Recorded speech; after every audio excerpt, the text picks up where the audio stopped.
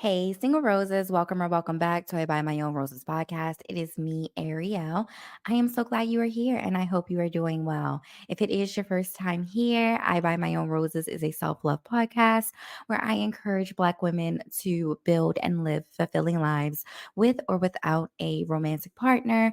I am also an advocate for women's reproductive rights, specifically our right to not reproduce. So if you are interested in single woman content, child free woman content, you've come to the right place, and I hope you will stick around. In today's episode, we are diving into the exhilarating world of solo travel. Traveling alone can be one of the most liberating and transformative experiences, especially for women who have chosen a child free lifestyle. I myself am just coming back from a trip to Spain for the first time, and it was a really eye opening experience. Joining us today is a special guest who embodies this spirit of adventure and independence. Shayna Conde is a travel content creator and freelance journalist who works for Essence, Food and Wine Magazine, Wine Spectator, TripAdvisor, BBC Foods, and many other outlets. As a child free millennial who talks about the importance of decentering men, her travel adventures showcase the value of living fully as women and femmes and how colorful life can be if we make the jump to follow our passions. From the realities of navigating racism and dating abroad to vlogs about the best food destinations worldwide, Shayna is covering it all on her YouTube. She has visited over 15 countries and is moving to Spain in August 2024. Follow her adventures and ask her questions on YouTube at Shayna Conde. I really hope you all enjoyed this interview as much as I did. Hi, Shayna. Thank you for joining me today. Can you share a little bit about your background and what initially sparked your passion for travel? Yeah, absolutely. I will answer that in two sections. So first, my background. So I'm a writer slash actor by study. I went to undergrad for music industry and English, really thought I was going to be a lyricist, made a hard left turn upon graduating and got into a bougie acting program. Thought I was going to be an actor after that. Then the pandemic came around and I was unemployed. And my mom was like, Shayna, you write so well, see what you could do with that. And then I accidentally became a journalist. And that's kind of my background, the summary of my background. How I got into travel, I've always been really interested in getting out of the US. For as long as I can remember, the United States never felt like home to me. And when I would hear my friends from other countries talk about their relationship to their homeland and talk about their memories, and even at a more like spiritual level, talk about how one of my really good friends from Puerto Rico, whenever she talks about Puerto Rico, she talks about how the ground remembers her, Wow. how the energy of the ground just feels like she's returning home every time she goes back home. And I was like, oh my God, I don't feel like that about this place. I don't feel like this is home. I feel like I was born a visitor here. And so when I got older and I had the opportunity to travel in grad school, I took it. For better or worse, I took it. I will say the bad was terrible, but the good was phenomenal. And then when I was able to transition fully into being a journalist, I got a lot more opportunities to travel. I'm able to do what I do completely remote. And I was like, if I could take the show on the road, I'm going to do it. So I took it as an opportunity to not just write and learn, but also to experience places that could feel like home, that who knows, you know? So I did it and I returned to a place that I felt like the ground remembered me. And now I'm testing it out for a full year and we're going to see what happens. Can you tell us about your first solo travel experience? How did you like it? And how did that experience make you want to do it more? Absolutely. My first solo travel experience is also the thing that got me into travel writing. It was in the pandemic. I think I was turning 28 and I really wanted to plan a group trip with me and all of my my cousins and some of my like black girl friends. I wanted to be like black girl magic, but like Yeah. abroad. Yeah. And I had everything planned out for Costa Rica. I sent out the group messages. I was like, I budgeted it all out. I was like, okay, guys, this is the plan. This is how much you need. Just like, let me know when everything's booked and we're good to go. And then 1 month before it was time to go, everybody said, Shayna, I'm sorry, I can't do it. For some people, they were kind of dropping hints about like the finances, and I was like, okay, like that's fine. For other people, and it's unfortunate, but for a lot of Black people, if you're not on a resort, if it's not a very specific kind of travel, I find it a lot within our community, but I think in the United States in general, there's this idea of the rest of the world is dangerous. Here is the only place that is safe. I'm using air quotes, Right. Yeah. heavy on the air quotes.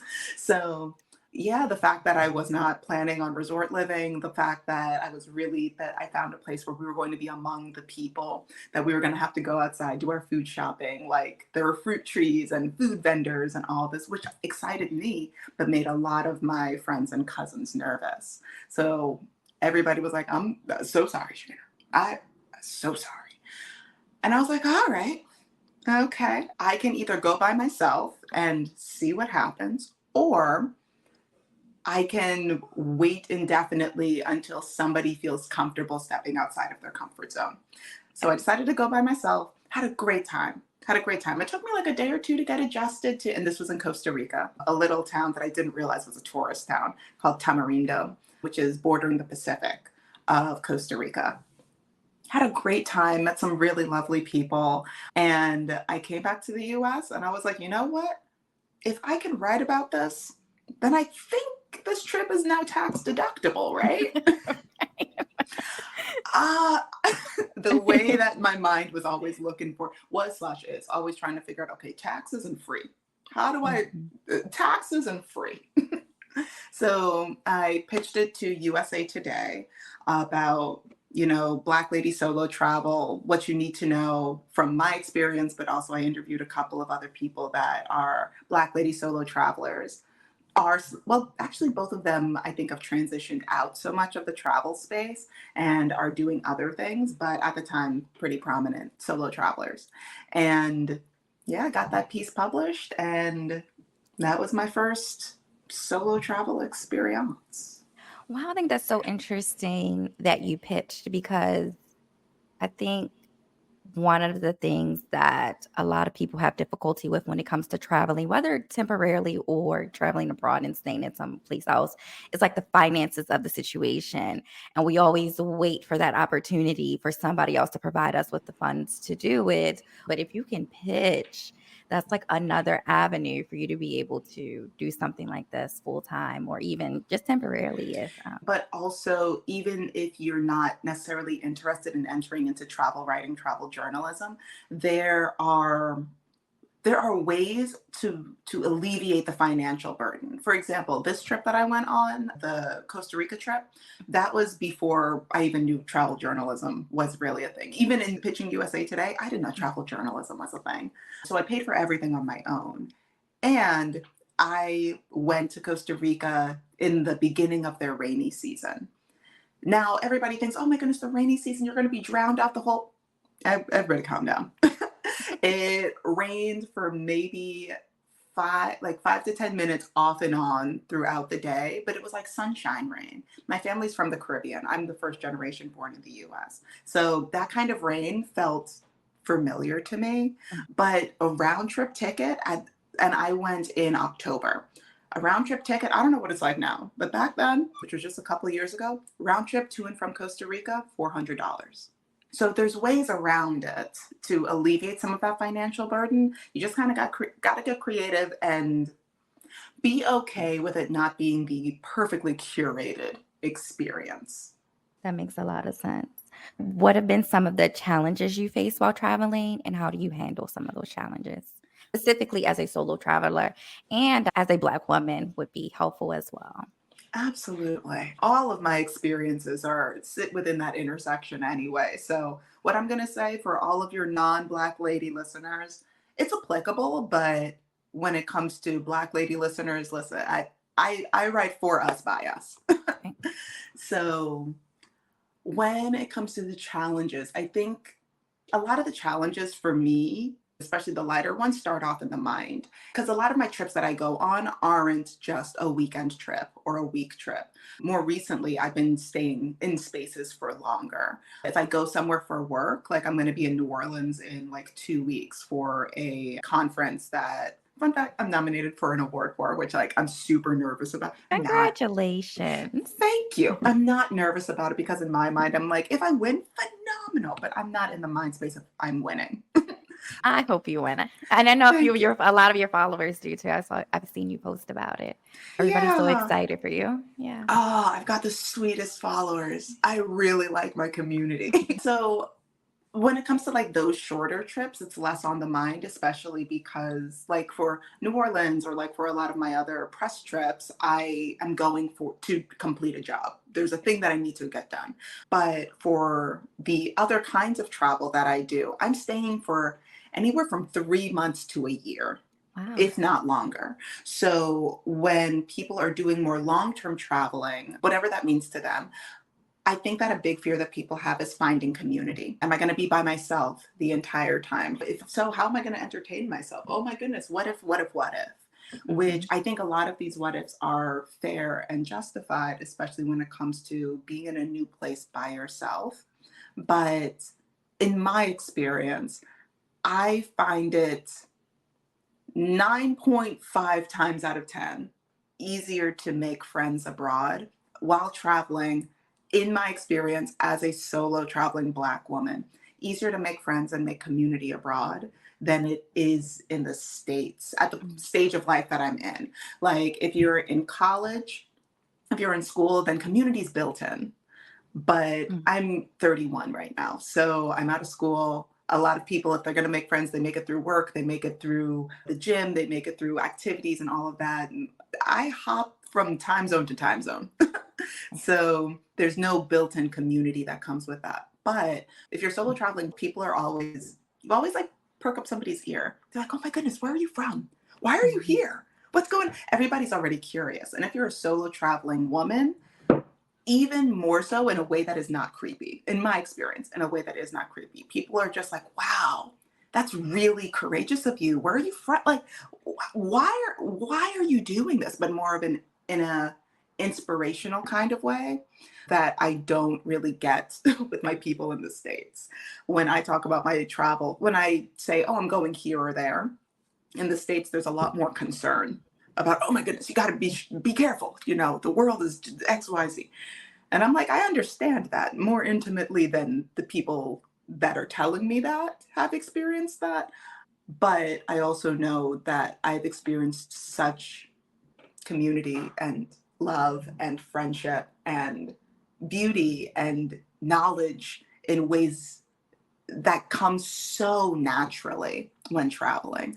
So if that's a concern of people, I really want to alleviate that. Please, you will find your people. If you're open to finding your people and you go into an adventure, vacation, or whatever, open to finding your people, you'll find them. Whether it's on a resort or you are getting an apartment in a part of town that you're like, oh, I don't really. If you're open to finding your people, you will find them and they will find you. That is reassuring for sure. That's definitely one of the concerns I've had with traveling. But like you said, it's hard to find friends here. It's hard to build community here. Yeah. So to know that that's like something that might be a little bit better if you do a little bit of traveling is good. And to make this lightly political, I think that the way that the United States has built its system, mind you, late stage capitalism, the terrifying stuff of what's going on when it comes to the upcoming elections, all of that, through the lens of what this has done to people long term, is it puts our blinders on. We are trying to just pay our bills. We are trying to just Yes. keep our heads above water. A lot of people don't necessarily have time for friends, don't have money for hobbies, don't have extra XYZ to create community. And one of the biggest culture shocks for me when I started traveling for longer periods of time off resort is that the vast majority of other countries naturally have breathing room. When they ask you, how are you? Hi, how are you? It's not a passing thing. They have the internal space and the external time to really ask that question. And I noticed that very quickly when I started traveling, especially when you're not in heavily, densely capitalist, go, go, go kind of cities. When people ask you, hey, like, how are you? it is an open door to just share your story, honestly. Not that you should do that, but for a lot of people it is an open door for it because they want to hear how your day is. They want to hear how you're doing. If you're not doing great, they won't be like, oh my God, I'm so sorry I asked. I actually have a meeting in 5 minutes. I didn't. It's a, oh, why? Like, what's going on? Are you okay? Which then, not even within this specific example, but because there is that slowness of time, that slower time, that space for community and friendship is able to grow. I've made friends on the street. I've made friends when I was looking at apartments in Mexico. I've made friends at like parties that I didn't even really want to be at. But we saw each other across the room and she pointed at me and I pointed at her. And then we walked towards each other. And then she said, I think you're supposed to be my friend. Never Oh, met this woman a day in my life. And this happened when I was in Spain. Like this happens all over the globe. If I'm being completely honest, this happens all over. But now she's living in Chicago and she's going to be visiting me in New York in a couple of days. And like, so even these travel friends, they're not necessarily for just a space and time. They could be much longer connections in your life, but having that space to be open to meeting new people that could change your life, especially when traveling, it's a real thing. It's a real thing. outside of just like the mental blocks that people have, what are some other challenges? I think a lot of the mid-tier challenges vary depending on how long you are planning on being in a place. Research. Okay. Research, how people research and what people research. When it comes to research, I'm going to use an anecdote from a cousin of mine.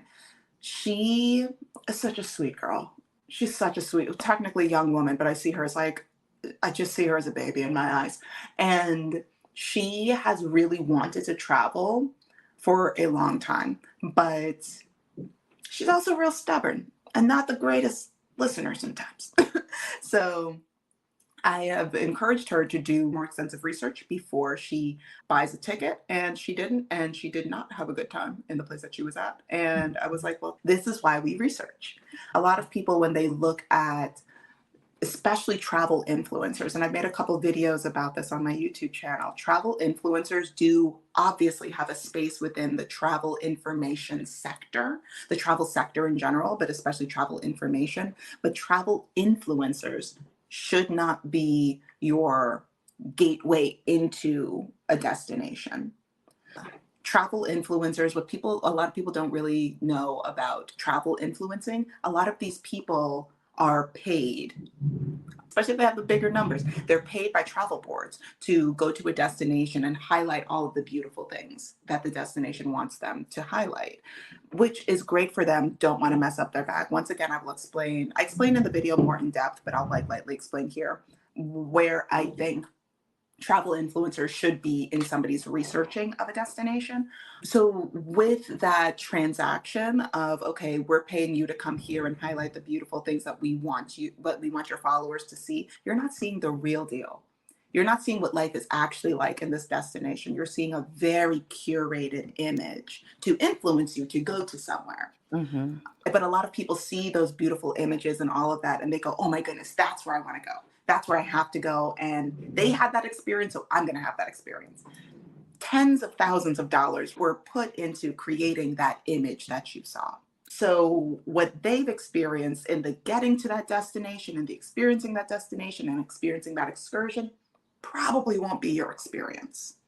And not to say that you'll have a worse time, but probably won't be your experience. So if you're looking at a lot of these travel influencers that say, oh my goodness, go here, I went here and this was heavy, a fistful of salt, Hmm. fistful of salt.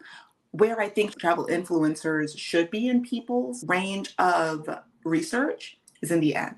After you have looked at travel journalists, after you have looked at travel content creators, especially people that live in that destination, then ideally both the journalist and this is an ideal world.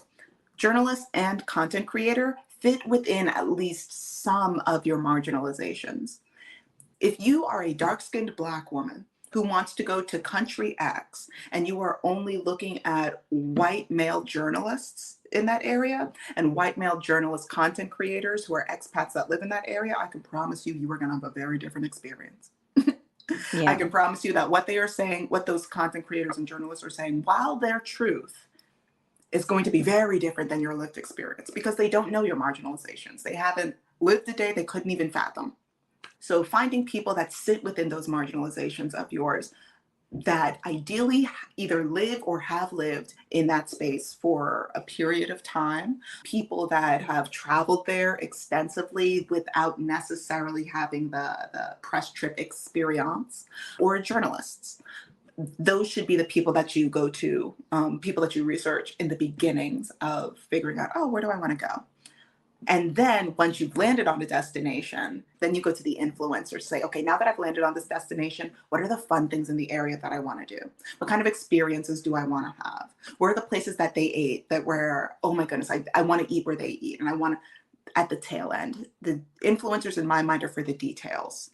The root of it, you got to find another source of information. If you're here for like video slash written content to fill in those gaps, influencing at the end. So you have visited over 15 countries. Which countries or which destinations would you say were your favorite? And which ones would you say you would avoid? The ones that I really recommend, I really love Costa Rica. I really love Costa Rica. I will say that if you are a go, go, go kind of person, the jolting experience of being forced to slow down in Costa Rica could feel like you've been shaken, like physically shaken. But it is such an ecological paradise. And there's people of all shades. I blended in perfectly. All shades, all hair textures, all features, it's all represented in Costa Rica. And I'm working on increasing my Spanish. I'm passable. I'm lightly conversational. The more Spanish you speak, the better, obviously. I also recommend Mexico. I haven't been to Jamaica in a really long time, especially with the current hurricane. There's a lot that's going on the island when it comes to tourism and locals not being able to access the water, not being able to fish even. There's a lot that's going on politically on the island. If you were able to get a true Jamaican experience, please. It feels like family to me. It feels like family to me because it is family. I didn't realize that this was a controversial take. I have never felt so celebrated in my life than I was in Greece. Really? I've never felt so celebrated in my life. When I say this, some people are like, oh my gosh, but that's kind of weird. And I was like, but it wasn't said in malice. I felt so celebrated, and people let me know that they were celebrating the beauty of my Blackness. And not just my Blackness, but I was traveling with some other Black friends. And we got free wine, we got free candy making lessons with some beautiful men with beautiful arms. There was this one day where it was me and Adrian, who's darker than I am. So I know that like there was an appreciation of all shade ranges, is what I'm saying. And we were walking down the street, and there was a guy that came out of his shop, and he just screamed, have a great day, you beautiful Black women." And then he left Oh. us alone. And I was like, and we just looked at each other and were like, thank you. We will have a great, and we did have a great day. But that experience of, and we like island hopped. It was me, Adrian, and another friend of ours. We island hopped, and like each space that we went to, it really just felt like we were set, like people were really happy to see us. But not in a fetishy kind of way. They were just like, oh my goodness, the beautiful people are here. Hi, please come sit Wow. over here. Yeah, it was really nice. And Ireland. Ireland. Ireland should be on everybody's list, especially if you're Black. Ireland should be on everybody's list. I've heard this. I've heard good things about Ireland. The So yeah, this could. kindest people. Yeah. Kindest people. I'm gonna switch on to the other side of this. I'm gonna say trigger warning. Oh, The two places that I do not and will never recommend are Russia and Tenerife. I will start with the lighter of the two. Tenerife, which is one of the Canary Islands, one of the larger Canary Islands, just off the coast of Morocco and Western Sahara. It is very racist, very racist. I was there for a couple of weeks recently, and I was there specifically to write about their wine regions for a couple of publications. And I was not allowed into wine bars. I was not allowed into restaurants. I was given the weirdest and like nasty looks from men on the street, be them fathers holding strollers or not, and then angrier looks from their wives because I saw their husbands looking at me. And then when I tried to voice my concerns about what was going on, social platforms to be like, hey, where is a good place? Also, are there good people here? I was then confronted with being called the N word. So I was Wow. like, oh, I'm a go. So I cut my trip short. I am also going to be writing about the truth, like the realities of navigating solo travel abroad safety wise for Essence. That article is with my editor. And I have another larger article that I'm working on with 750 Daily about the realities of safety for Black journalists within the beverage industry. That one's going to be a larger piece that's going to take some work. So yeah, that is one place that I don't recommend. And Moscow, which is where like the biggest trigger warning is, was where I studied when I was abroad in grad school. I was there for about 4 months, 4.5 months, and I have never experienced so much danger, like in your face danger, than during those months. I was targeted definitely once, possibly twice, for an attempted kidnapping that failed.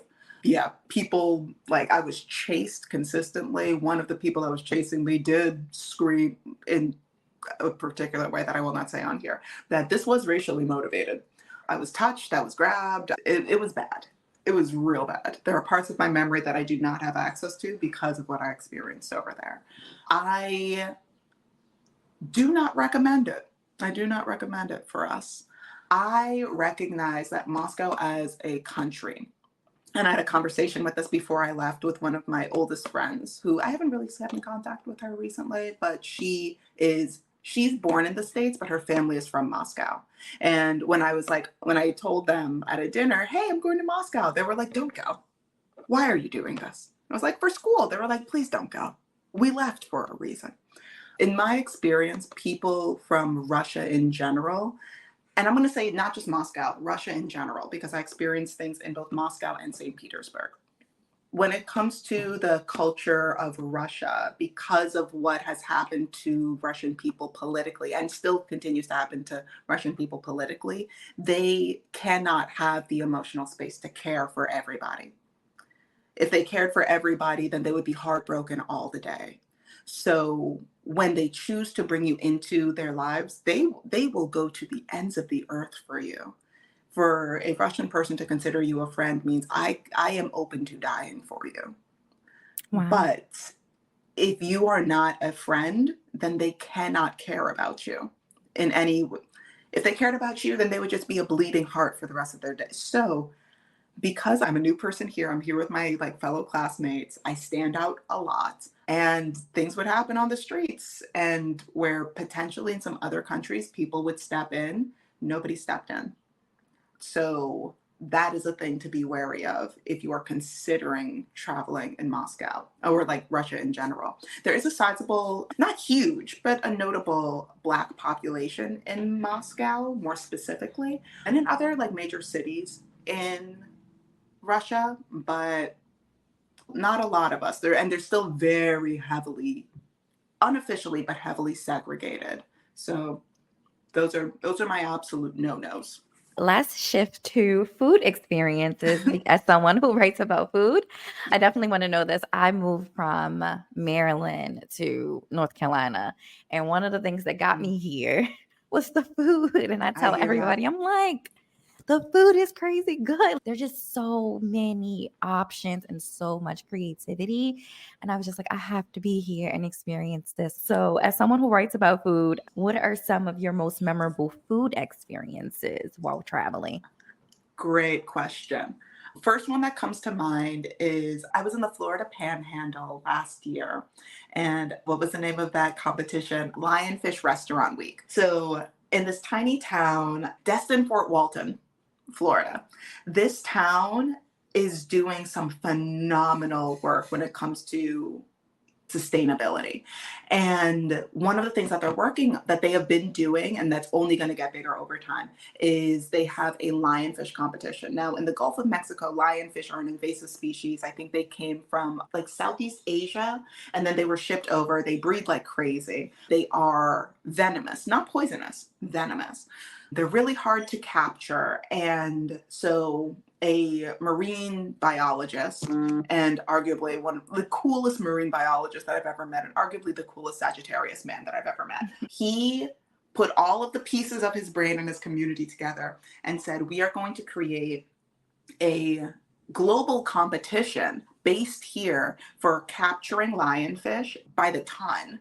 Divers from all over the world, they come in and they capture as many lionfish as possible, like tons of this stuff. And then whoever captures the most lionfish or the largest lionfish, they win prizes by like thousands of dollars, right?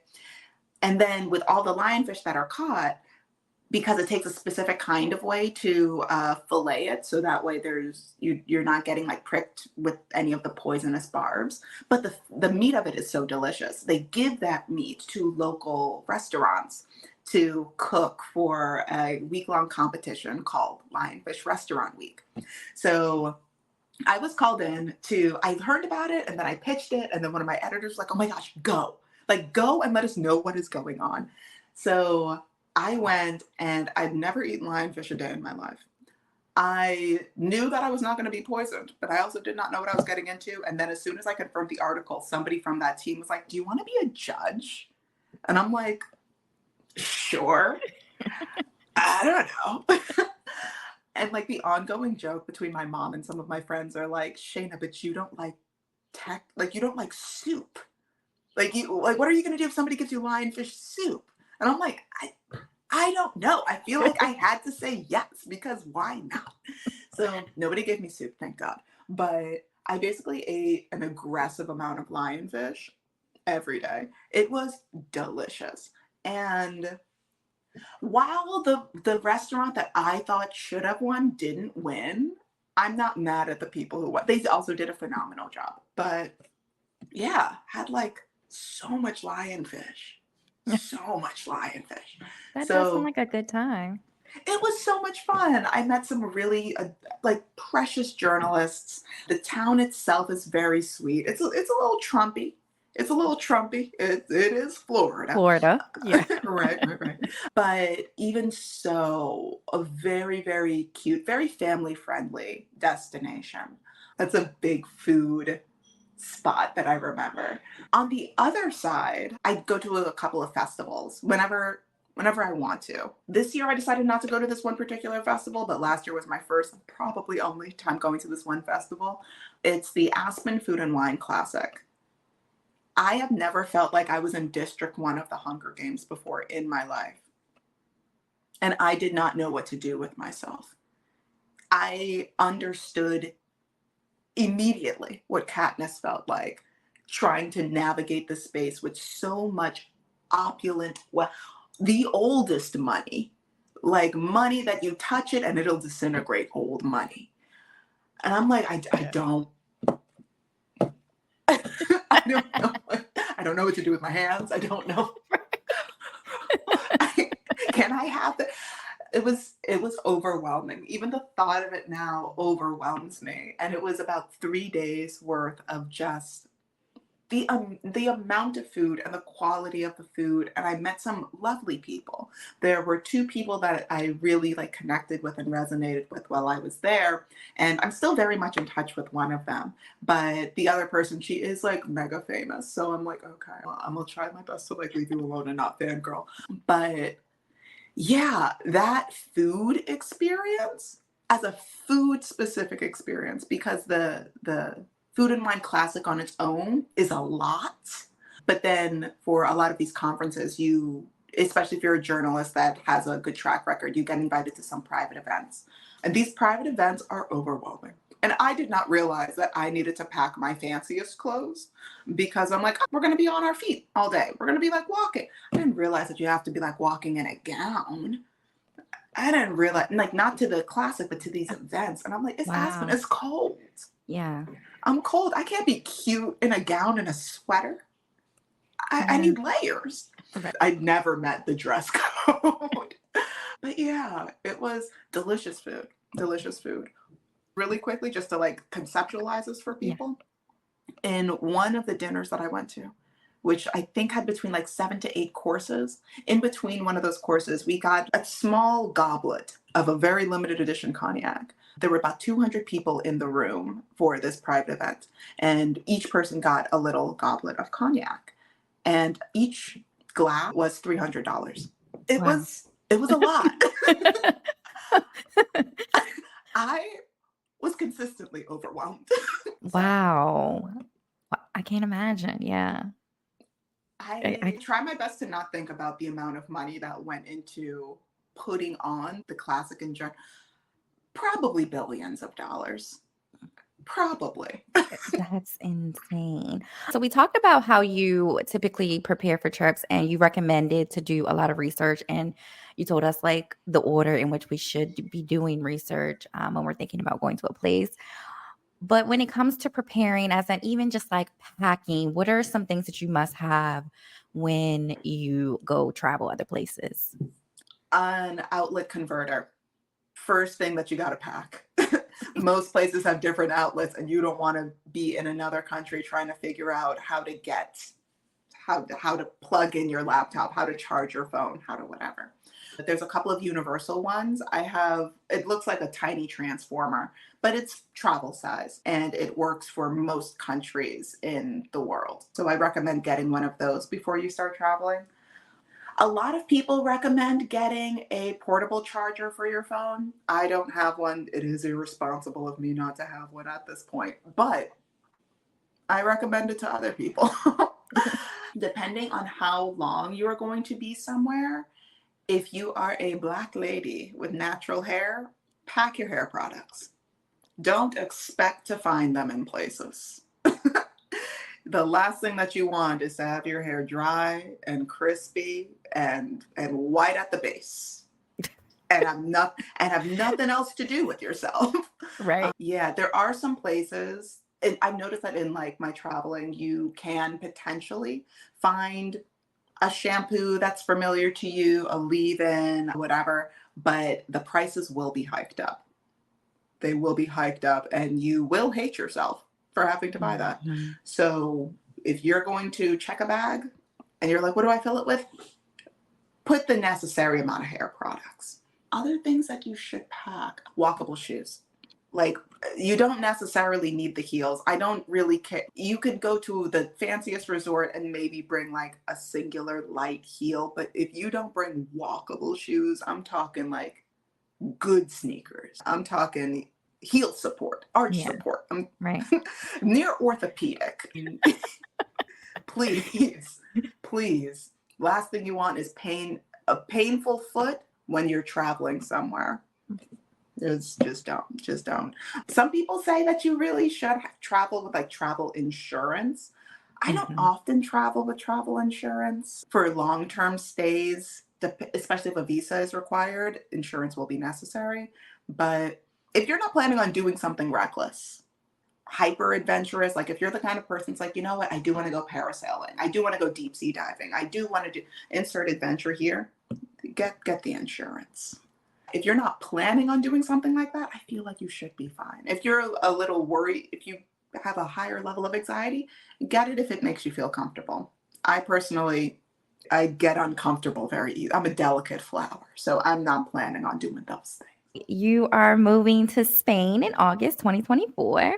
And briefly earlier, you mentioned that it was one of the places that you liked. But also, I went back in your history of your videos. You've done a few videos on Spain, and like I've already had some experiences and travel Yes. there. So, what has specifically inspired this move to Spain and why Spain? I first went to Spain post my time in Russia. We did like me and some friends, like Adrian, did a little Euro trip to try and detox the chaos of Moscow. And we went to Barcelona specifically for about 8 days.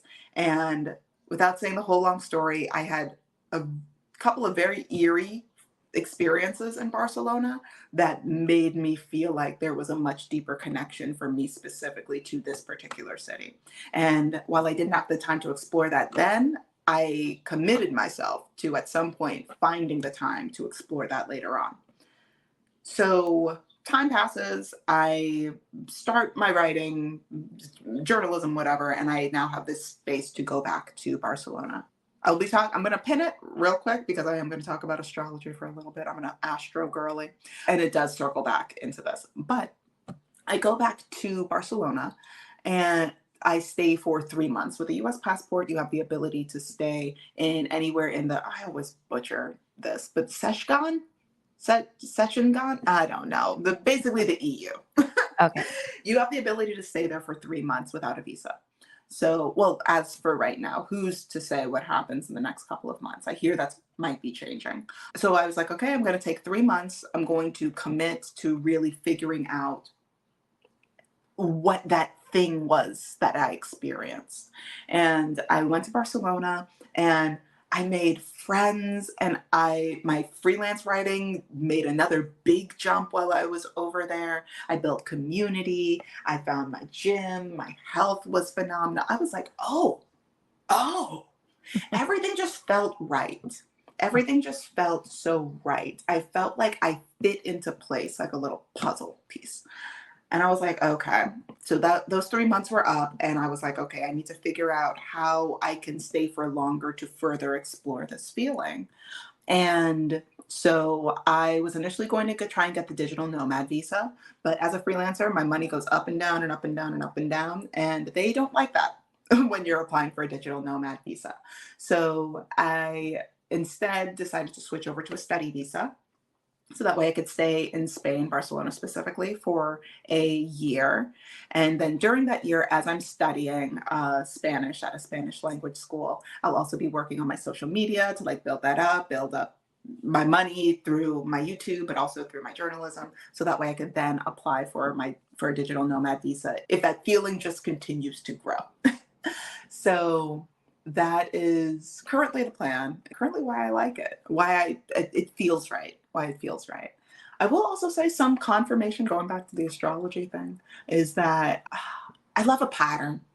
I love a pattern. And what is astrology if not patterns? Mm-hmm. So my current and past hyperfixation has been relocation astrology, astrocartography, how that plays into natal charts, relocation chart. I'm like, oh, this is so fascinating.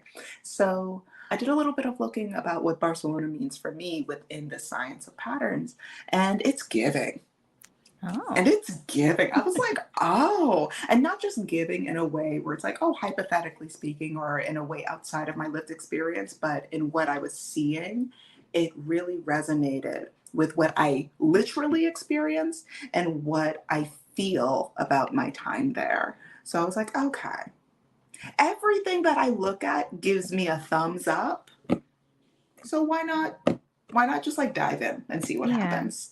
that's really exciting. On your YouTube channel about your autoimmune disease, you talked a little bit about how the canceling of your insurance in the United States and just like all those things, which is just like, it broke my heart. But even just reading some of the comments under your post, you talked about this as well. It's just such a shared experience, unfortunately, for many of us. But having an autoimmune disease, how do you plan for that when you are traveling, or in this particular case, actually moving abroad? What does that look like for you and caring for yourself? Yes, this is biggest caveat, a work in progress. I do not fully know what this will look like long term. I am figuring all of this out on the fly, and I'm doing my best to document this on my YouTube channel. So, a lot of what I'm going to say is hypothetical. A Okay. lot of what I'm going to say could be debunked in 5 minutes after we end this conversation. I don't know. So first of all, when it comes to autoimmune diseases, obviously like it's a case by case situation. My particular autoimmune disease is something called neuromyelitis optica, which is very similar to multiple sclerosis. The difference is one, the parts of the body in which the B and T cells, B or T, I want to say it's B cells. I want to say it's the B cells attack, but also in my experience of having NMO, the frequency of treatments is also very different than a lot of people with multiple sclerosis. For me, I have semi-annual blood infusions of a particular medicine that helps to calm my immune system so that way my body's not trying to attack itself. So every 6 months, I have to go in, get infused for a couple hours, and then I'm good for another 6 months. What this looks like abroad, I'm still trying to figure out. I know that for my year abroad, because I will be studying, I can come back to the United States. I'm still paying my taxes here. Something else that people need to know if you're planning on moving abroad, if you are a US citizen, you still have to pay US taxes. It It is one never of the ends. It it never is ends. it never, as long as you've got that little blue passport, you are paying Mhm. US taxes, Wow. which also means that I am paying for my insurance no matter what. So every 6 months for this first year, I'm going to test it out. I have to come back to the States in between my classes, get infused, and then I go back. It is actually going to be cheaper for me to do that instead of getting my infusions in Barcelona. For I don't know how, I don't know when, I'm working on it. But when you become a permanent resident or a citizen of Spain, you have access to universal healthcare. If you're anywhere in the EU and you have permanent residency or citizenship, you have access to universal healthcare, in which case my treatments would be completely covered in the taxes that I would pay for that country. Whether it's the study visa or the digital nomad visa, I would have to pay for all of these things out of pocket, even though I would also have to pay for local insurance. Because this is a pre-existing condition, it would be a little bit more specialized. So instead of doing that and paying a healthy amount of money, still less than I would pay out of pocket in the United States, but it would still be around like $4,000 for me to get my infusions in Barcelona, as opposed to like a few tens of thousands of dollars in the States out of pocket. I'm like, you know what? I'll just go back and forth for now until I figure out what I'm doing. I will also say that for me and for a lot of people who have autoimmune diseases, stress is a huge trigger. Stress was my primary trigger that triggered the onset of my autoimmune disease. So being in a place that de-stresses me helps to alleviate symptoms. So being outside of the United States in general helps my body to heal itself, to function better, to move better. But when it comes to long-term treatment, I'm still trying to figure that out. I appreciate you being very transparent about that. I know when I hear people talking about travel and going other places, myself included, these are thoughts that I've had. It's just like you get so caught up on like those things and kind of let those things keep you here instead Mhm. of figuring out or having the mindset of, there is a way that this can work and just looking for that way so that you can do the thing. For me, like, even as something as simple as I have a dog, I'm like, oh, like, what will Yeah. I? How will I take her with me? Should I wait to leave until she passes? What does that look like? Or I own a home. So what am I going to do with that? And people will present me with solutions like just rent it out. I'm like, but it's just some things when it comes to health, homes, things we're Mhm. caring for, like just all of those things can hold us in one place and stop us from doing certain things. So I really appreciate your transparency there of just like I am figuring it out. I was not perfect, but it'll get Yeah. figured out. Yeah. Yeah, it'll get figured out, and it'll, depending on how open you are to things not looking perfect. My best friend does not enjoy this about me, but I love an imperfect trip. I Mm. love a trip that feels so organic, that is a lived experience. I'm uninterested in like luxury trips and like the fanciest and I don't really care.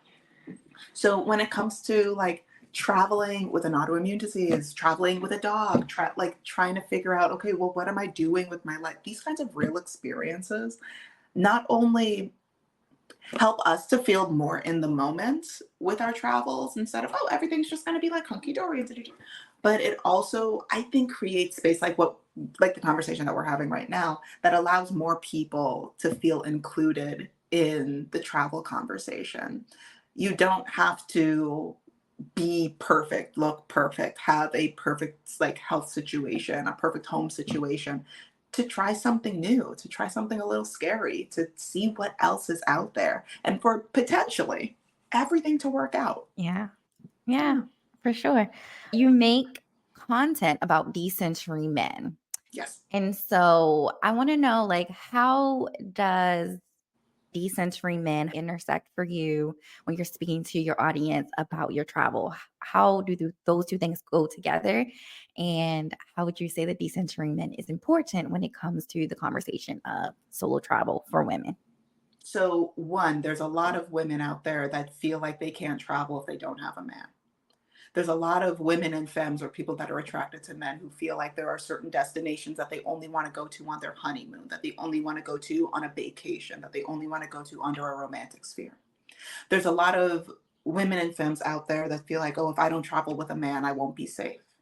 There's a lot of lived experiences that be, and not even to say travel is and you need to have a plane ticket. There's a lot of people out there that say, I will only go to that specific restaurant when he asks me to be his girlfriend, when I'm getting proposed to. There's a lot of things that we cut ourselves off from because of access to or a lack of access to men. And I'm like, it's your life. It's your life. Do what you want to do. Sure, maybe down the line, you'll get the proposal, you'll get the boyfriend, you'll get the whatever. And you could go back to that place and have another lived experience with that person. But hypothetically, if that doesn't happen, what kind of life do you want to live? Who do you want to be? What kind of experiences do you want to have? What kind of community do you want to build? There's so much more to life than a man. So when I think about travel, especially my time in Spain, because I dated while I'm in Spain. Will I date when I go back to Spain? I don't know. Maybe. They're messy over there. But they're men. They're messy everywhere. It's just a different kind of messy that makes me feel itchy. But like even dating, there's a way to date while traveling that is not so male focused. And I think that one of the big things that's at the crux of it, not like a pillar, but one of the big things at the crux of it is women and femmes allowing themselves to have fun and live fully without male validation or Mm. approval or even men in the space. I'd like to say that I show this by example. I think a lot of people talk about this in theory, but I think that it's always helpful to have a lived experience, to have a person that you can look at and point at and go, okay, she's doing that thing that she talks about. She's doing that thing that I think might exist. And she is a physical manifestation of that thing that I was not sure was real. What is the one message you hope to convey to your audience through your travel adventures? You know, the first thing that came to mind, I'm just going to say the first thing that came to mind. It don't have to Okay. be right. It don't have to be perfect. But the first thing that came to mind is what if it all goes right? Mm. Yeah. Like what if you're exactly where you need to be? What if you don't need that man? What if everything is exactly as it should be? Who do you want to be and where do you want to go? How can listeners find you if they are interested in learning more about your travel adventures? Oh yeah, please only find me on YouTube. Please only find me on YouTube. My YouTube handle is at Shayna Conde, ShaynaConde. I do most of my social media, everything on YouTube. If you want to see some like pretty pictures of some of the places that I've traveled to, you can find me on Instagram at Shayna RC, ShaynaRC. But YouTube is YouTube. the spot. My website is also linked on my YouTube if you would like to see any of my articles. Some people have used some of my articles as travel guides, which I think is fun. Here's my website handle. It's my first name and my last name, ShaynaConde.com. Thank you. Yes. Well, thank you so much for sitting down with me and talking to me. I am a huge fan. I'm a Oh, follower. I love your content. I comment on it all the time. You're right. You oh, do have a thank really you. sweet following. So it's always just like really good conversation on your videos and your posts. And yeah, it's just really, it's really inspiring because like what you said, it's really nice to see people walking the walk. So I really appreciate you. I will also say one, thank you so much for sharing all of that. Like that means You're welcome. so much. And I try so hard to respond to as many comments as I can. So, but it's also a lot. Yeah, I'm I relatively know. new on YouTube and I'm Yeah. just like, comments. So I try my best to respond to as many people as I can, but also like between work and then like family stuff and then figuring out how to move to Spain. I try my best to get to everybody that I can. Hey there, it is post interview Ariel. I just want to say thank you so much for listening. And I hope you enjoyed it as much as Shayna and I enjoyed having this conversation. So thanks again for listening. And I will talk to y'all in the next one. Bye.